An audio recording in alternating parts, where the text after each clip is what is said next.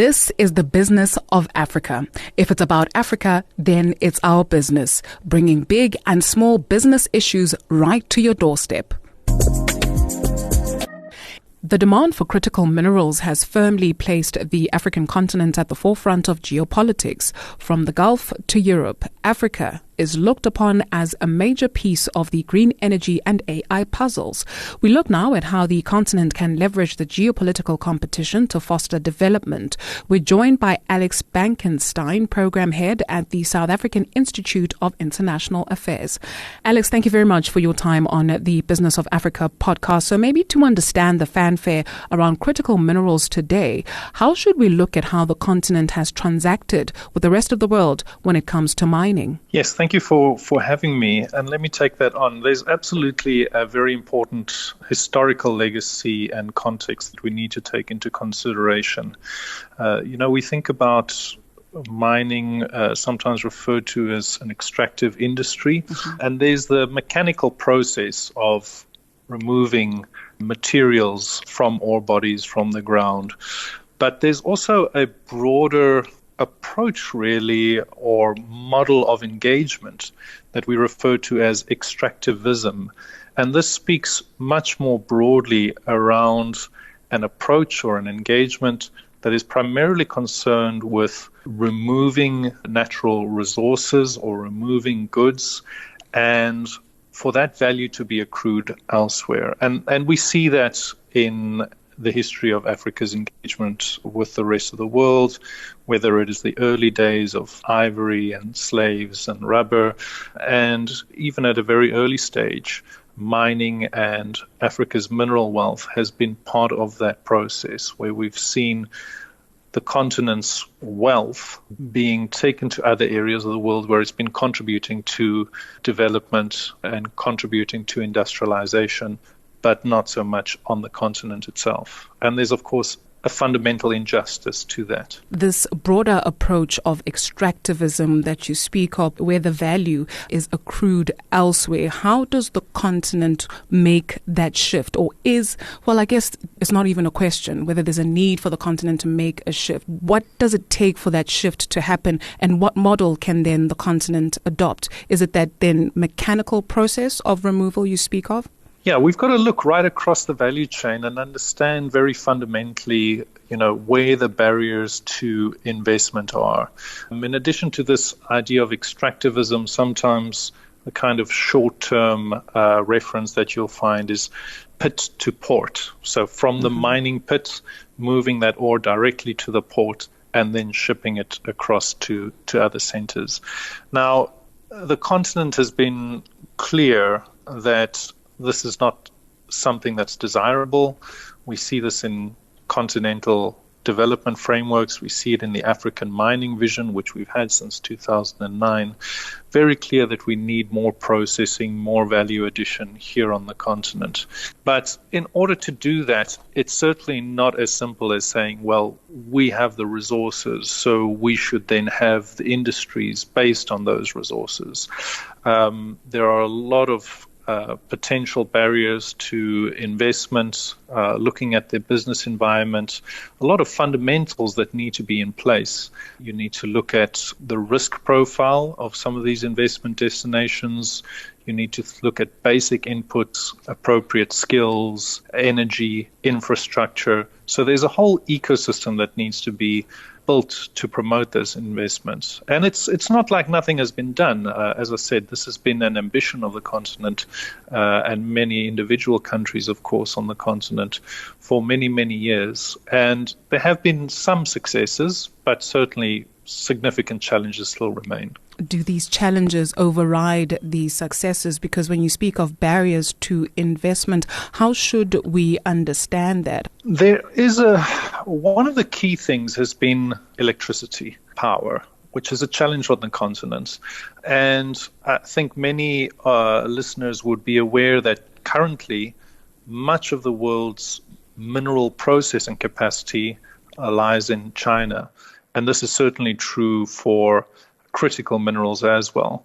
Now, there's a lot of reasons that play into that, but really one of the core reasons is that China has plentiful and cheap electricity.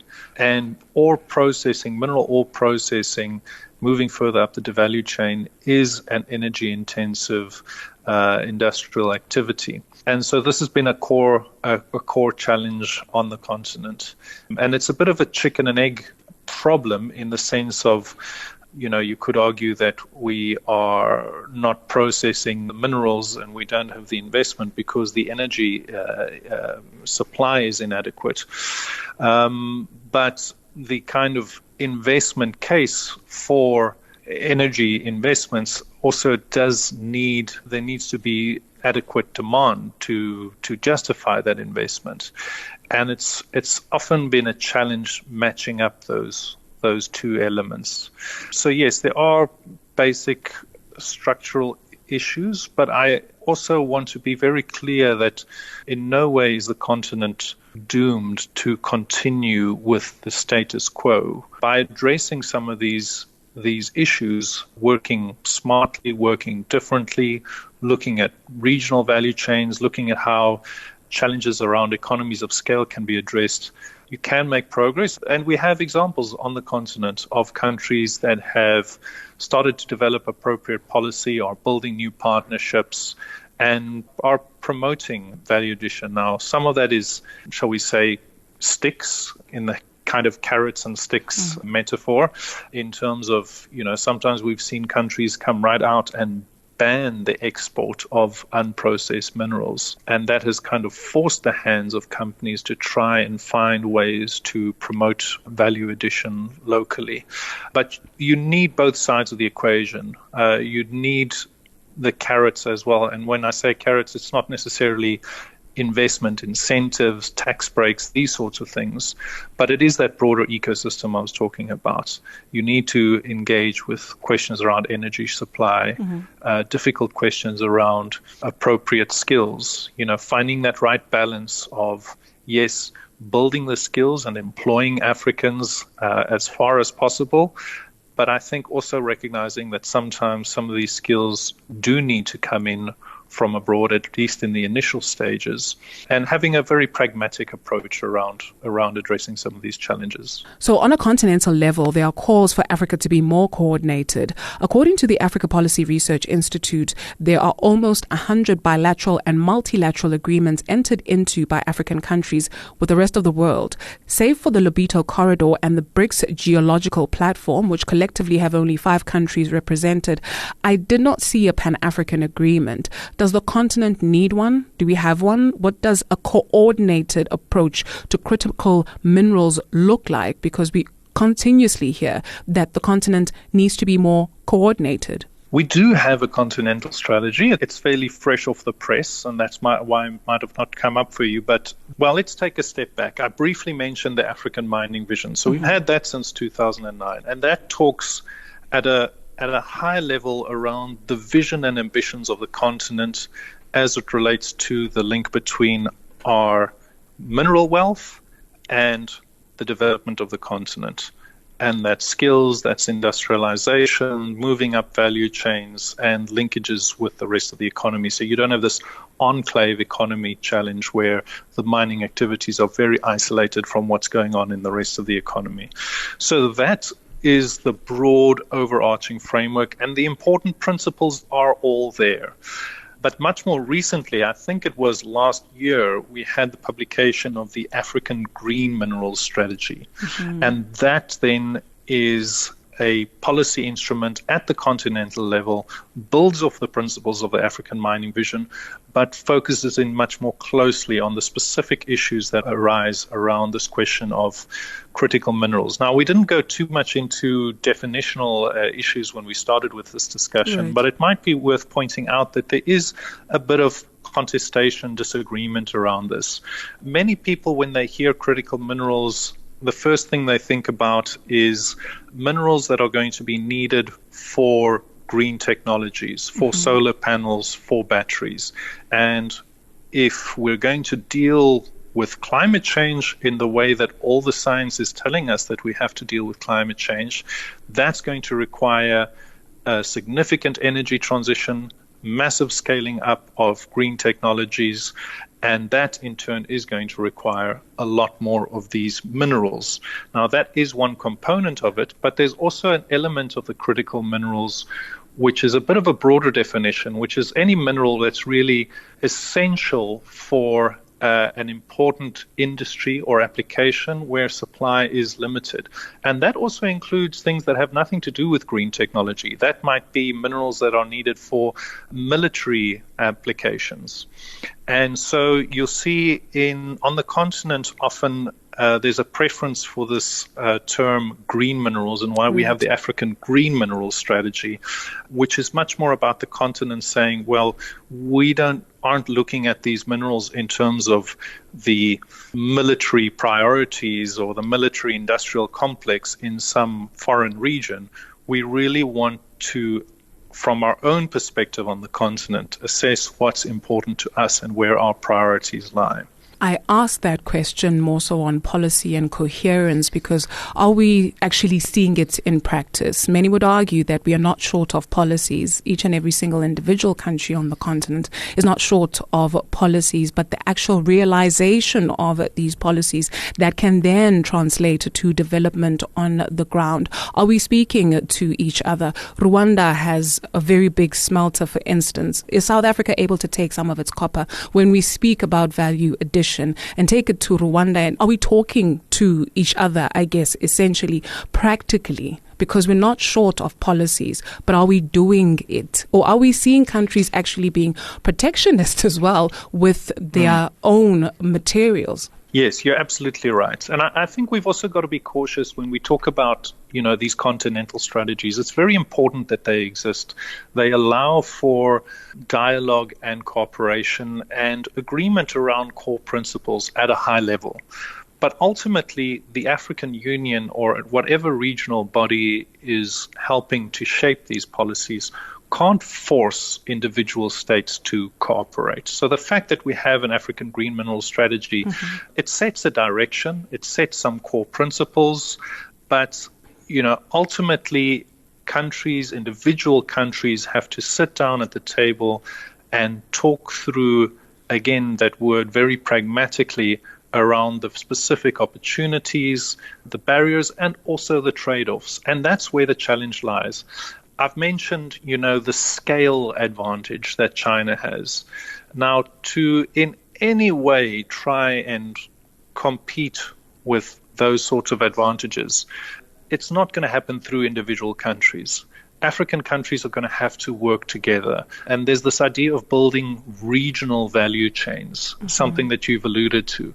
Now, we have seen some concrete steps taken in that direction. There is an agreement, for example, between Zambia and the DRC to work towards a regional battery value chain, and a lot of initial work done in that direction. But you're right, when it comes to projects on the ground, when it comes to factories being built, ground being broken, yes, often the results fall far short of the ambition that we see expressed in these policy instruments. And there, really, some of these really difficult trade-offs are going to have to be made.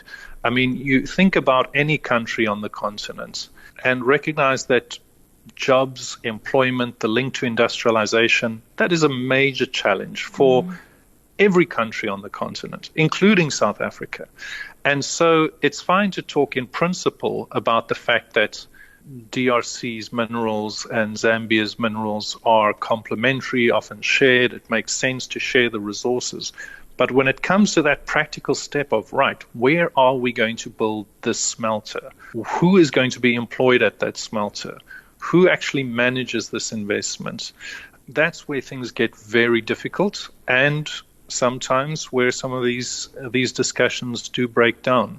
So, yes, it's no means want to suggest that this is easy, but let's also recognize not impossible either. Absolutely. It's not impossible. I am encouraged by that because the intended consequence of that, is it the World Bank or the International Monetary Fund, one of the two, they're projecting that by 2040 it is. We're in 2026 right now. By No, 2030, 1.2 billion young people will enter the workforce. And these are people or young people from emerging economies, many on the African continent. We know what the birth rates are like, and we know that our youth population is burgeoning. So what is the intended and unintended consequence of young people not being absorbed into the workforce, burning the continent or building the continent? When we speak of countries that are also in conflict, for instance, on the continent, we saw in December the United States stepping in between the Democratic Republic of Congo and Rwanda. This is what we heard from President Donald Trump in December. Let's take a listen to this and we'll be back just now. 30 years, much more than 10 million lives. Last June, thanks to the efforts of Secretary Rubio and Mr. Boulos, Rwanda and the DRC reached a landmark agreement to move toward peace. They started the process. I met with some of their great representatives who are here also, and we started a great process.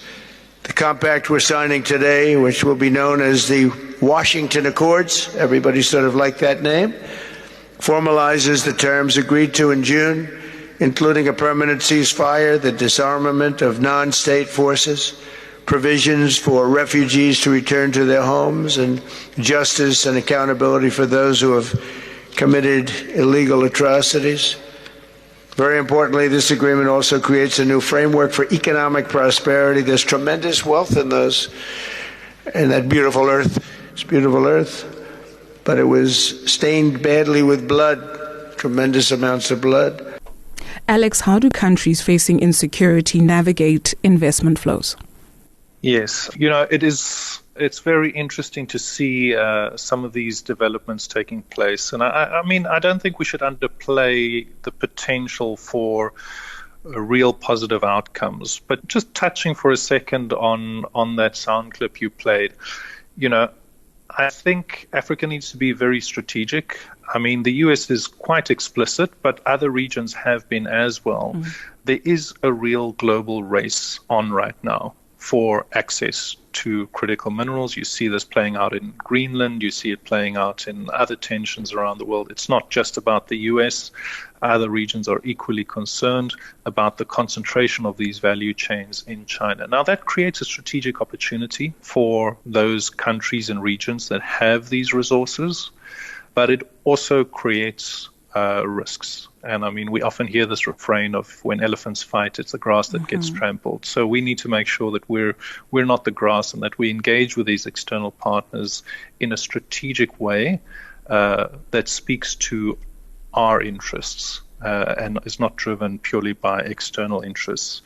But you asked the question about conflict. And I mean, the DRC is an area that's been conflict-ridden for decades.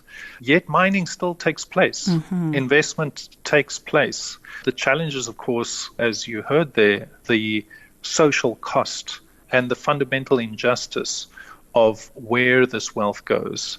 And here I'm talking about the wealth, the funds being generated by these resources being fed back and further fueling conflict and instability. So, governance interventions, strengthening governance, ensuring that the same rules apply to all, addressing human rights concerns, which are real and evident, unfortunately, in many places on our continent. That remains absolutely essential. And then, of course, human cost and human suffering comes first.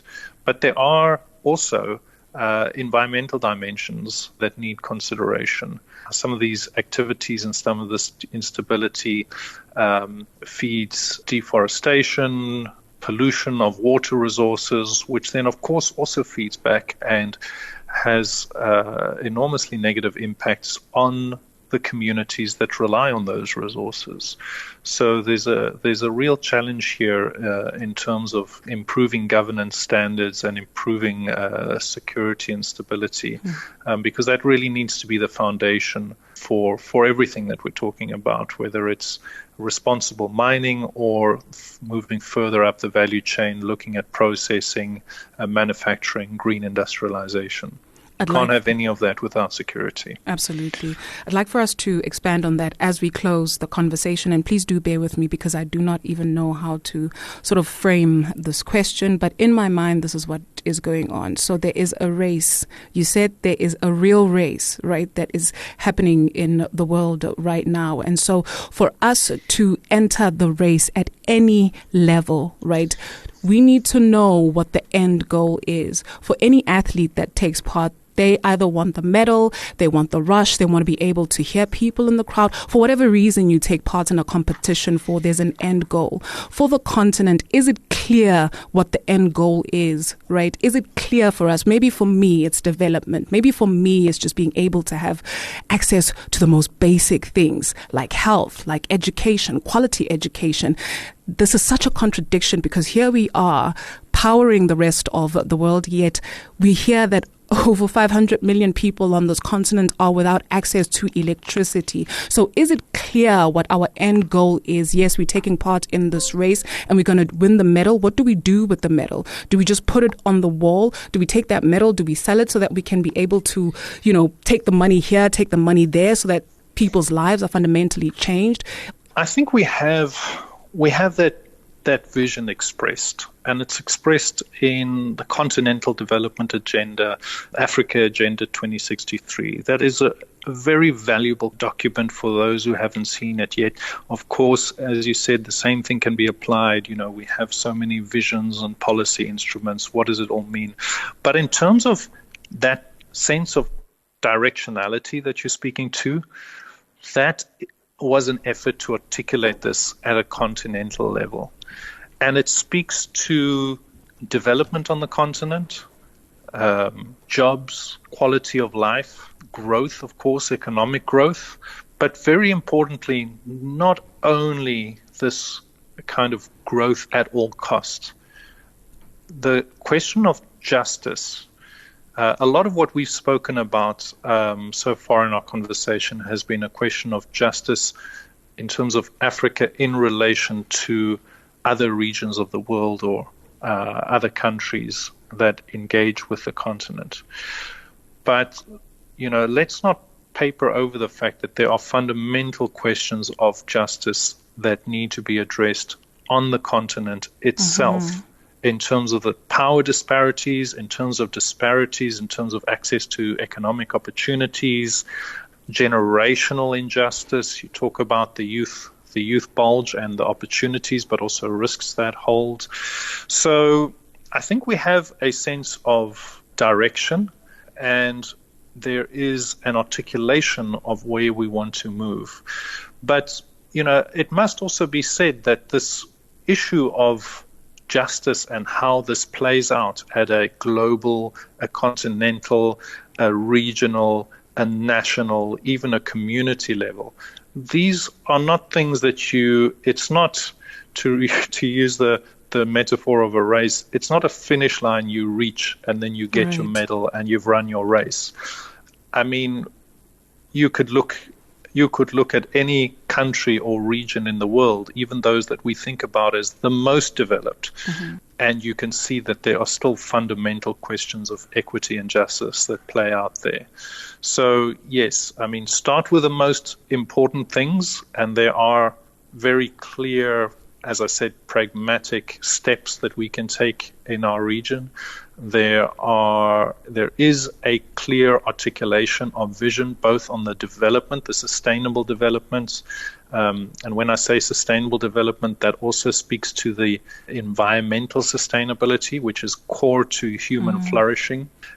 So we have that articulation of the vision, but let's be pragmatic, try and deal with some of the most important things first, and eyes wide open, recognizing those global dynamics, recognizing the historical context of the exploitation of the continent, but focusing very much on what we can do now to change that picture in a pragmatic way, that creates jobs, that draws in investment, but investment that's good for the continent, not investment that is primarily driven by external interests. The Africa we want. It's been a long time coming. But we don't give up, do we? Thank you very much. Step by step. Step by step. I think we've got to stay positive. We've got to celebrate the successes. And that's a big part of the research that we also do at the South African Institute of International Affairs. It's recognizing, not just talking about the problems, not just talking about the barriers, but recognizing that we also do have an innovative continent. There's a lot going on in this continent, in the critical mineral space, in the energy space, in industrialization. We've got to look at those, celebrate, build those, think about how we can scale the successes and support the innovation that we do have on the continent. Fair enough. Thank you very much, Alex, for your contribution. That is Alex Bankenstein, Program Head at the South African Institute of International Affairs. Thank you very much for tuning in to the Business of Africa podcast, where we bring big and small business issues right to your doorstep. You'll hear from us again in the next fortnight, God willing. Bahaichu. Bula.